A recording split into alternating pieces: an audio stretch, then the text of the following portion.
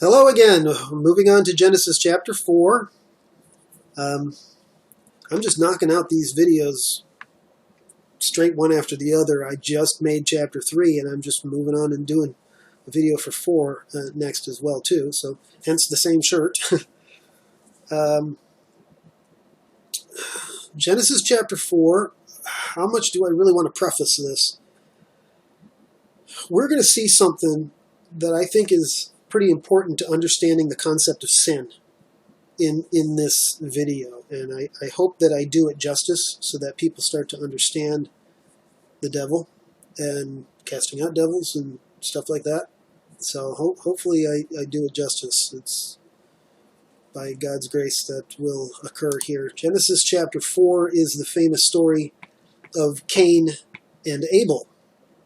There's a teaching out there that says the serpent had sex with Eve, and Cain is actually the serpent's seed, not Adam's.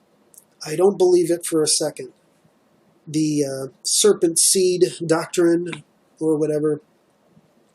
I know that Arnold Murray in Shepherd Chapel or something like that, Arnold Murray taught this garbage. This is not a true doctrine, and I'm gonna prove it here in one verse. It only takes one verse, the first verse here, to refute this nonsense. But then there's also a second concept too that will refute it as well, which I suppose you could use one verse out of the New Testament to do that. I don't really know exactly where this teaching originated. My guess would be somewhere out of the 1800s, E.W. Bullinger, someone like that, some 1800s guy that decided to put his own beliefs into footnotes into a Bible, and then schools started teaching it as if it was fact. Schofield was one of those too, but that I don't think Schofield taught this particular thing. Okay, so here's the verse that refutes this idea. Okay, remember, they teach, this serpent seed doctrine teaches that the devil, Satan, the dragon, the serpent of Genesis chapter 3, had physical sex with Eve and produced a child that was Cain. And then Abel is actually Adam's child. This would mean that Cain wasn't Adam's son, and that Cain is actually the seed of the serpent, see? And this therefore means that any descendant from Cain is not really human, and therefore not able to be saved by the gospel. This is how deep this theology ends up going, because the people that teach this also claim that these descendants, which they call Kenites, K-E-N-I-T-E, that these people still exist today. And therefore these people are the devil's children, and they're not really human, and they can't be saved. That's dangerous. To claim that there are people out there that are not actually human and they can't be saved, that's a very dangerous theology. Every human being is savable. It depends on their own free will if they respond to the gospel or not, but it's very dangerous for somebody to pass judgment that they're a Kenite.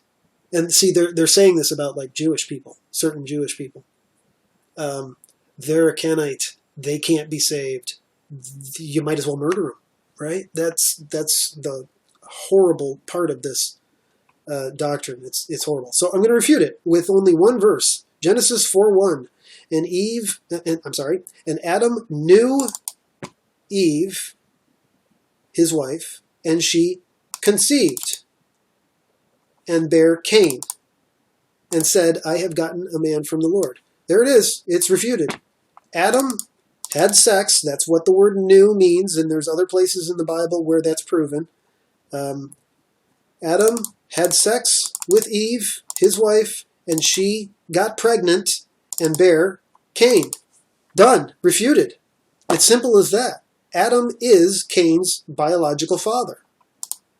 Okay? So how these people can come up with this whole serpent seed doctrine is just unbelievable based on the literal Word of God.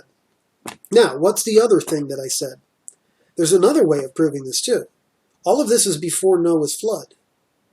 And we know, it's spoken of, I think it's in Peter, 2 Peter, maybe it's 2 Peter 3, I'm not sure where it is, but in one of Peter's epistles, he mentions how only 8 people were saved. And of course, Genesis 6 through 9 gives the story of the flood, and it clearly teaches that only 8 people were on the ark. And none of them were Kenites. Okay, so all of the descendants of Cain, which were not the family of Noah, all of the family that were on the ark, which would have been Noah and his 3 sons, none of which could have possibly been part of this family line of Cain, were Kenites. So all of these supposed Kenites, even if this was true, would have died in the flood. And they would not have been possible, it would not have been possible for them to still be alive today in any way. You can't say one of the daughters was a Kenite because you don't trace genealogies through the females. So it doesn't matter. All the genealogies go through the males, and the 3 sons of Noah were all sons of Noah, not of Cain. So there is absolutely no way that this serpent seed teaching can possibly be true, either because of Noah's flood or because of what this literally says right there. Okay, that's just sort of a rabbit trail, actually, the false teaching that's out there in the world. Now, what did I actually say years ago? When Scripture uses the word knew here, it means that Adam and Eve did what people do when they conceive. The sentence is a simple if-then kind of statement. Adam knew his wife, and they had a kid. What does Satan have to do with any of this? Nothing. Adam was Cain's father. Serpent seed refuted. Verse 2, and she again bare his brother Abel. And Abel was a keeper of sheep, but Cain was a tiller of the ground. The way it says she again bare makes it sound as if Cain and Abel were actually twins. Twins are actually somewhat common in Scripture. The firstborn Cain became a farmer. The secondborn Abel became a shepherd. Did you know sheep can't survive in the wild? Interesting little addendum I put here. Think about what that means about Darwinism. How did sheep survive before mankind started domesticating them? That's a good point. There's a similar argument with corn. Corn can't grow just one stalk of corn by itself. They pollinate each other. So you have to plant many corn plants all at once for corn to be able to grow. So how did the first corn plant evolve when it requires many of them? All right, so it's the same sort of argument there against Darwinism. Verse 3, and in process of time it came to pass that Cain brought of the fruit of the ground an offering unto the Lord. So Cain brings a bunch of vegetables. And Abel, he also brought of the firstlings of his flock and of the fat thereof. Abel brings an animal. And the Lord had respect unto Abel and to his offering. Bringing an offering to the Lord has been practiced since the first 2 kids. And actually, an offering to the Lord, a sacrifice, started in Genesis 3 when God killed the lamb to clothe Adam and Eve. So a sacrificial system has been there since the very beginning. We'll also see Job offer burnt offerings long before Moses was told to write down the plans for the tabernacle. It seems God's sacrificial system was already taught by word of mouth from Adam. But as the world's population grew, word of mouth proved to be an unreliable way to maintain the system without corruption. That's why the Bible had to be written. That's why God wrote with his finger the Ten Commandments. I'm not good at getting my hand in the camera shot here. So I move this way and it goes the other direction on the screen. So I'm getting used to that. 5, but unto Cain and to his offering, vegetables, he had not respect, because there's no blood. There's no blood in vegetable matter when there is blood in an animal, and that's really the difference. Blood is required for a sin offering, and we see that in Leviticus, big time. And Cain was very wroth, very angry, mad, and his countenance fell. He had a angry look on his face. His countenance fell. And the Lord said unto Cain, Why art thou wroth? What are you mad at? And why is thy countenance fallen? Why do you look like that? And if thou doest well, here's a major verse. If thou doest well, shalt thou not be accepted? And if thou doest not well, sin lieth at the door, and unto thee shall be his sins, his desire, and thou shalt rule over him, sin. There's a lot of theology here that I don't hear other people teaching. Cain brought plant life. It has no blood in it. Plants aren't alive like animals are. And the difference is the blood. The Bible says the life of the flesh is in the blood. So Cain's offering was rejected, and that made Cain mad and jealous of Abel. Now, we get an interesting clue here about sin. It's described as a male person. Yet the curse on the woman in the last chapter matches what is said here. Sin is like a woman who desires her husband, but the sinner rules over his sin with his free will. And sin being described as male now potentially turns this into another parallel with the abomination called sodomy. People are not supposed to marry sin, just like men aren't supposed to marry men. Wow, I don't remember saying that. I wrote that 7+ years ago, and yeah, that's true, but I forgot that I said that. So let's go back and look at the verse again. Okay, if thou doest not well, if you sin, if you do something wrong, sin lieth at the door. Sin is trying to get into you. This is how the seed of the serpent conceives. If you sin, it opens the door for a demon, for a devil, to be conceived inside of you. This gets into casting out a devil. This is how they get in to begin with. And unto thee shall be his desire. The devil wants to be in you, and thou shalt rule over him. You have to now control the devil that is inside you.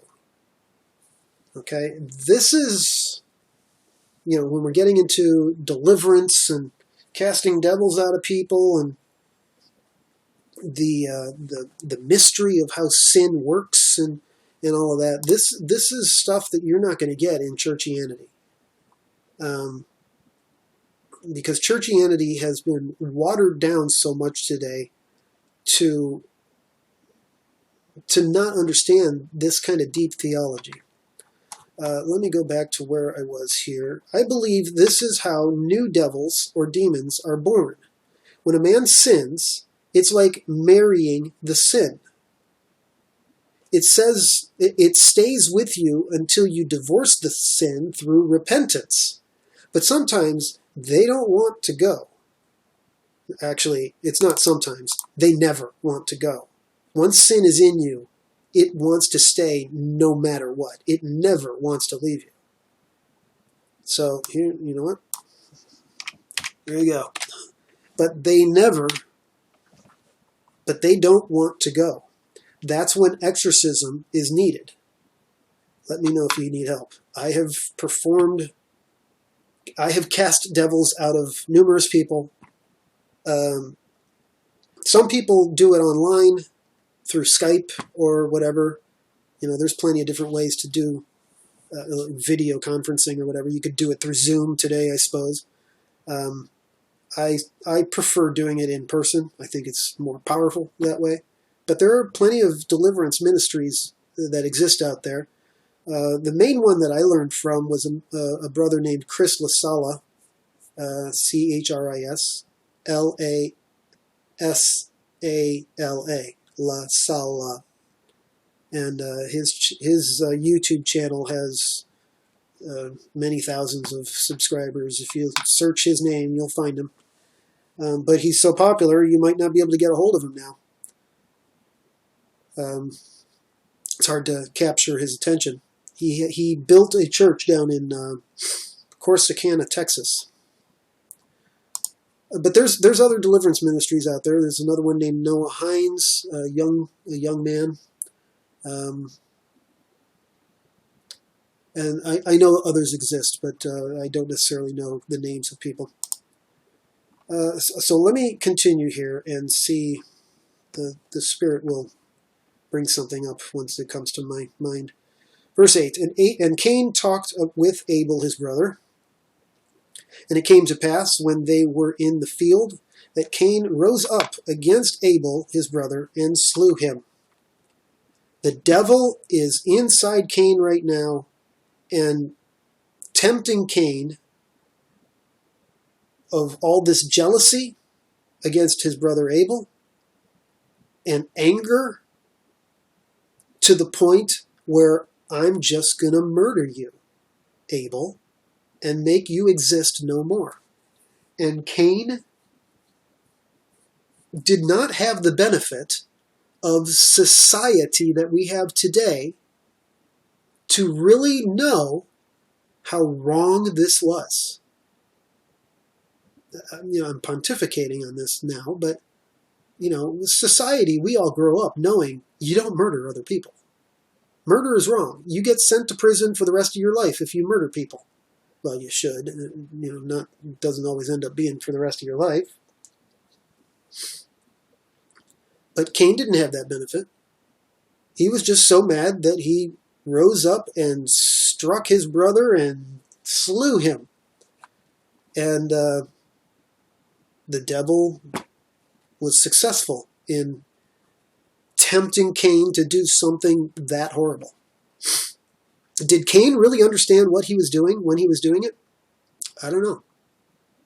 Was it willful? Was it sin through ignorance? Doesn't matter. There's still a dead brother out of it. This is God's first example of murder in his word. It makes sense for it to be an example of willful sin. I believe this means they talked first. Then Cain allowed sin through the door and planned his brother's death. This wasn't an accidental sin. It's funny, I just said what I said, and now here I am refuting myself. This wasn't an accidental sin. Considering how angry he got in verse 5, I'd guess he was feeling murderous. That's true. Now, what I said earlier of did he really know what he was doing, I don't think he understood really the consequences of what he was planning to do. I mean, did he really plan it? I'm not sure.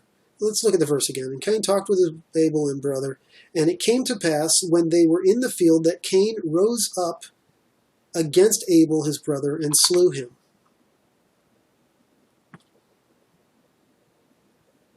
I don't know. I mean, this could be a heated argument that just goes too far, and anger gets the best of him, and he strikes him with a rock, or he strikes him with his fist and he falls down and hits his head on a rock and dies. We don't know. It doesn't give us the full details here of what exactly happened. All we know is they talked, and over time, Cain rose up and killed him. So, how accidental was it? Was it accidental at all?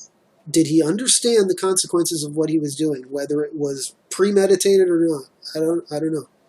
But this is the very first, after Adam and Eve and eating the fruit that they shouldn't have, which was the first sin, this is the first real major sin of the world after Adam and Eve.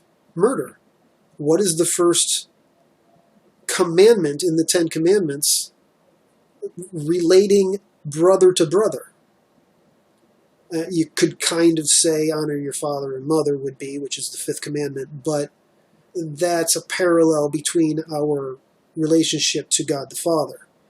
So really, it's after that, the sixth commandment is thou shalt not kill, which is the first commandment of how you deal with your fellow humans. Don't commit murder, then you don't have adultery, then you don't steal, then you don't lie, and then you don't covet something of somebody else's. Moving on. Verse 9, and the Lord said unto Cain, where is Abel thy brother? And he said, I know not, am I my brother's keeper? There's a famous one. Wow, Cain is now added lying to being a smart aleck to the Lord, to being a smart aleck to the Lord, to his rap sheet. So sin is now creating more sin. Sin begets sin. Am I my brother's keeper is another famous saying from the Bible. Verse 10, and he said, this is not a repentant Cain. He didn't realize what he did, and his brother's now dead, and go, oops, oh man, I wish I didn't do that. He's not repentant. He's defensive. The Lord questions him, where is Abel? And he says, I don't know. That's a lie. He knows exactly where he left the body. Or did he bury it? I don't know. But where he knows exactly what happened to Abel, of course. Am I my brother's keeper? He's now a smart aleck. Smarting off to God. Not a good idea. Okay, verse 10. And he said, what hast thou done? The voice of thy brother's blood crieth unto me from the ground. Notice it's Abel's blood that still shows signs of life even after Abel's death as it cries out to the Lord. In Revelation, we see the martyrs for Christ also crying out to God, asking how much longer before he judges their murderers. I believe Abel was the first of them. Was Abel a martyr for Christ? He was killed. And as far as we know, Abel was not an unrepentant sinner. He was probably obedient unto this death. So I would imagine that Abel was saved by the future blood of the Lamb, Jesus Christ. We will probably see Abel in heaven, right? In the resurrection. There's no reason to think that he's in hell.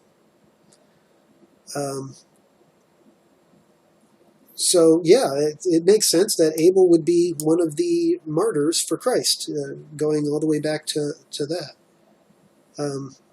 Now, is this martyrs for Christ specifically a separate class of Revelation Christians that are chopped off with a guillotine sort of thing? I don't know, but it makes sense that anybody who loses their life in Christ is technically a martyr, even going back to Abel.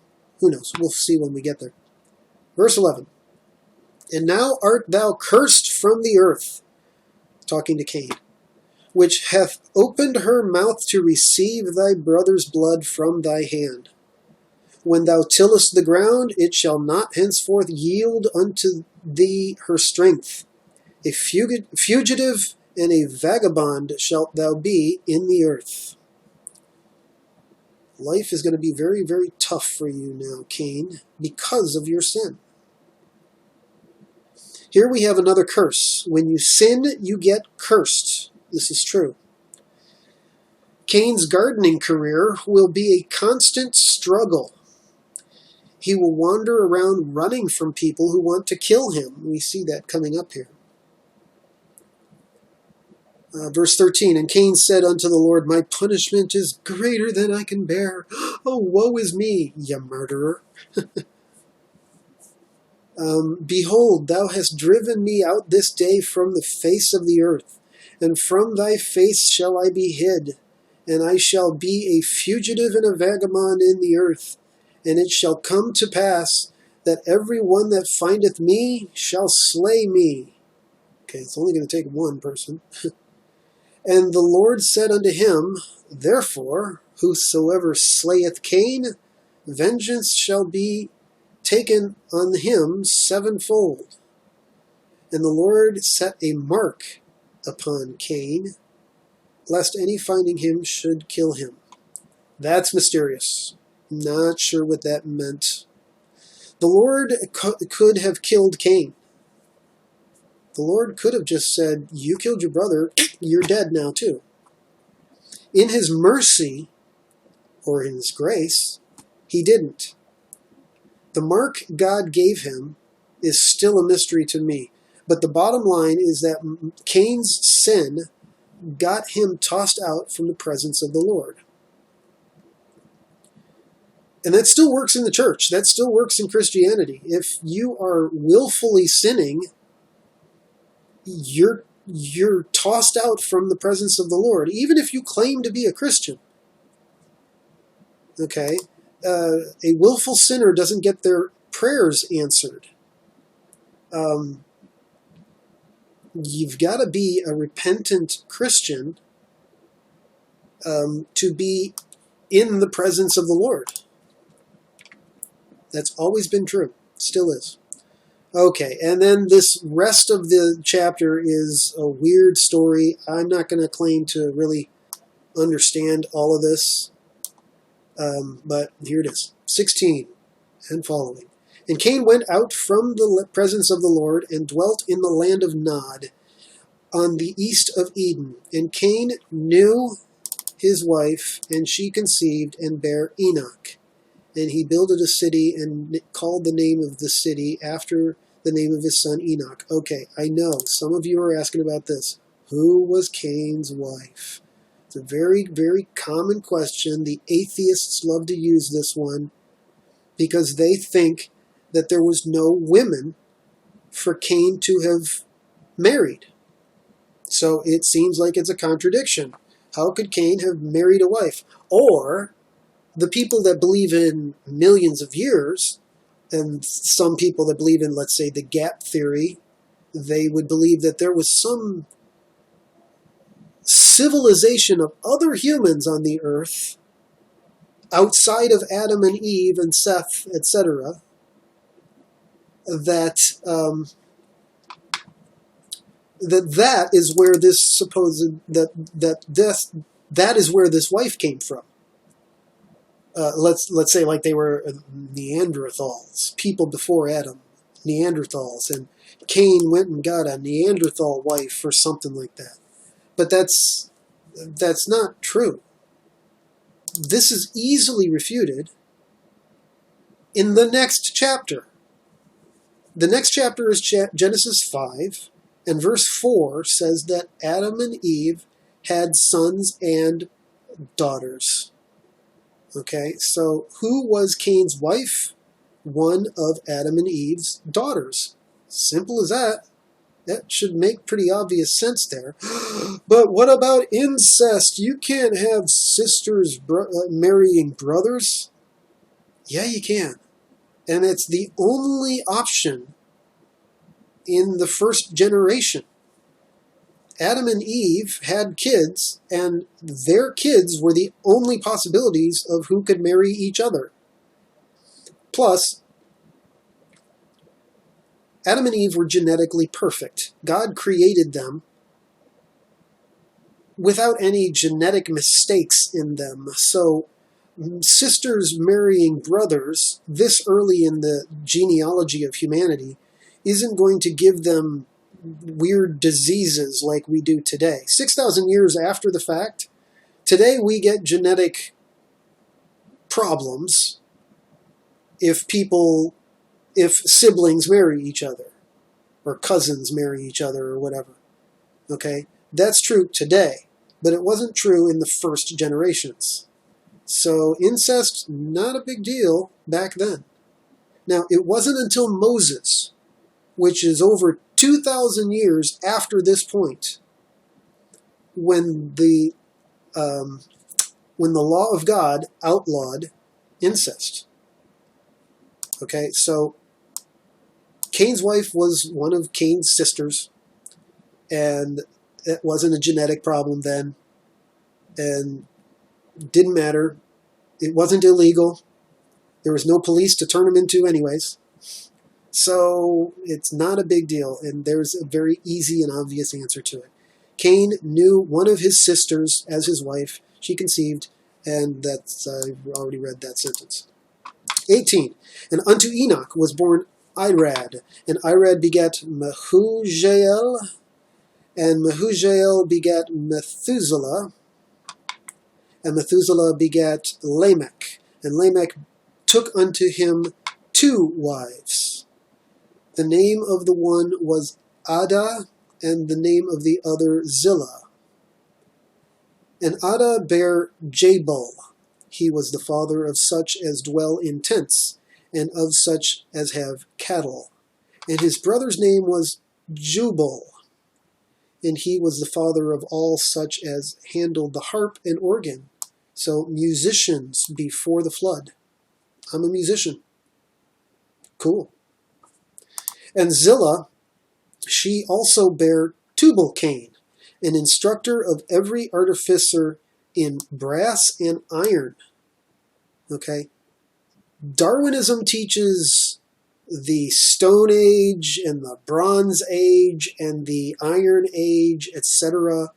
And people way back then could not have known how to use iron before the flood. They were able to use iron and brass before the flood. All right? Scripture says it. There's no reason to think that they were just stupid Stone Age people that didn't understand, what is that called, metallurgy or something like that? And the sister of Tubal-Cain was Naamah. And Lamech, this guy, Lamech, and Lamech said unto his wives, Adah and Zillah, Hear my voice, ye wives of Lamech, hearken unto my speech. For I have slain a man to my wounding, and a young man to my hurt. If Cain shall be avenged sevenfold, truly Lamech 70 and sevenfold. Huh? I don't know if anybody gets this passage. I mean, it's nice that we have information like this, that iron and brass were utilized before the flood, and the harp and the organ. That's nice. As me being a musician, I like hearing that. That there was multiple wives happening before the flood. There's little things you can pick up in this, but this stuff, does anybody understand why this is here? I don't get it. Okay, I admit I don't understand the significance of most of that, but the big question of who did Cain marry should be obvious. The next chapter tells us Adam and Eve had daughters too. Incest wasn't wrong back then. God didn't allow it until Moses, outlaw it until Moses. We also find out a little about technology before the flood. They had harps, organs, brass, and iron. And it's funny, there's my understanding years ago that I already said all of that. So And there's still a little more to the chapter. 25. And Adam knew his wife again, and she bare a son, and called his name Seth. For God, said she, hath appointed me another seed instead of Abel, whom Cain slew. The word Seth, the name Seth, literally means in Hebrew, appointed. It's an interesting thing that happens. Wow, yeah, I guess in the next chapter I have to show you a Bible code that has to do with that. The names of all of these guys, Adam means man, Seth means appointed, Noah means comfort, and the rest in the next chapter will amaze you with something there.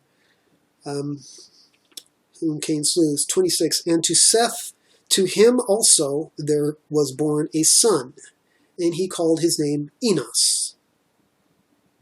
Then began men to call upon the name of the Lord. That's a little mysterious too. What does that mean? Not really sure. The name Enos means mortal. Seth means appointed. Adam means man. Just wait until you find out what the rest of the names mean. It will amaze you. And that is the end of the Genesis 4 chapter, and therefore the end of this video. So I thank you for watching Genesis 4, and we'll see you in Genesis 5.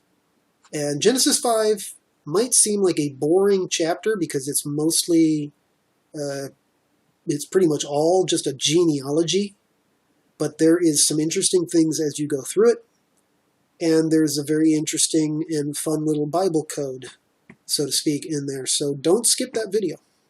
We'll see you then.